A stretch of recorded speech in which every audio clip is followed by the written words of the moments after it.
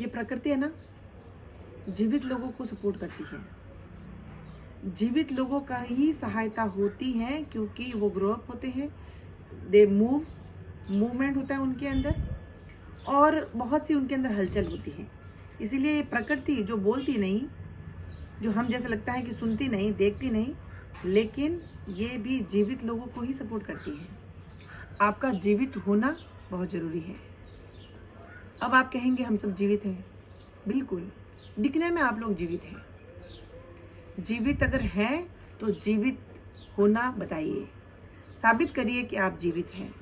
और साबित कैसे होगा? साबित होगा जब आप अपने हक की लड़ाई खुद लड़ने के लिए सक्षम होंगे। क्या फर्क होता है बताइए? एक ऐसे जैसे कि कोई भी जीवित प्राणी है, जो भी जिसको इंसान बनाया है, और उसके साथ कुछ भी हो रहा है, कुछ भी जो प्रकृति चाह रही है, जो लोग चाह रहे हैं, उसके साथ कुछ भी हो रहा है, हरास हो रहा है, मिसयूज हो रहा है, व्हाटएवर हो रहा है, अब बताइए कि वो जीवित कैसे? क्या लक्षण है, क्या निशानी है कि वो जीवित है? अरे मुर्दा को तो आप सोचिए कि पानी भी लेके नहीं बहता। एक व्यक्ति जब तक जिंदा है तब तक एक नदी के अंदर बहता है, चाहे वो कितने भी किलोमीटर पर बहे। लेकिन अगर उसकी सांसें बंद हो गई, अगर वो मर गया, तो नदी भी उसको किनारे पे फेंक देती है। ये जिंदगी की सच्चाई है। आपने देखा होगा, जब तक एक पौधा जो एक्वेटिक प्लांट है, जो पानी में जो उगता है, वो जब तक वहाँ पे अडिग खड़ा है, तब तक पानी उसका कुछ नहीं कर सकती, और बिल्कुल वो हरा भरा रहता है। लेकिन जब वो अपनी जड़ से उखड़ जाए,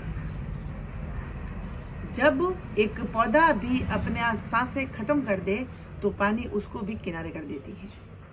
जब प्रकृति भी किसी मुर्दा को एक्सेप्ट नहीं करती, तो ये तो जीवन है, ये समाज है, ये दुनिया है, कहाँ आप लोगों को एक्सेप्ट करेगी? मुर्दा वह है जो सच को सच और झूठ को झूठ नहीं कह सकता। मुर्दा वो है जो गलत को गलत नहीं कह सकता। आपके साथ अगर कोई भी छल करे, आपके साथ अगर कोई भी कहे अपने हक की लड़ाई, उसके लिए चाहे उसकी कितनी भी बड़ी कीमत चुकानी पड़े। जीवन, वास्तविक जीवन तो वही है कि अपने लिए, जो व्यक्ति खुद के लिए नहीं लड़ सका, खुद के स्वाभिमान को नहीं बचा सकता, खुद अपनी इज्जत की जिंदगी नहीं बचा सकता, वो कैसे स्वाभाविक है कि वो लोगों के लिए जी पाएगा, लोगों के लिए लड़ेगा? नहीं लड़ेगा। इसीलिए जिंदा बनिए, जिंदा रहिए, हर पल जिंदा रहिए। यानी आपको लगता है जो चीज एडजस्टेबल नहीं है, जो चीज आपके सामने गलत हो रही है, वहां उठ खड़े हो जाइए। उठ खड़े होने का मतलब उस चीज को डिनाई कर दीजिए, नेगलेक्ट करिए, नहीं ये गलत है। फर्स्ट में अगर आपने रोक लिया, फर्स्ट में आपने टोक लिया, तो आगे गारंटीड है कि वो आपके साथ में ऐसा कभी नहीं होगा।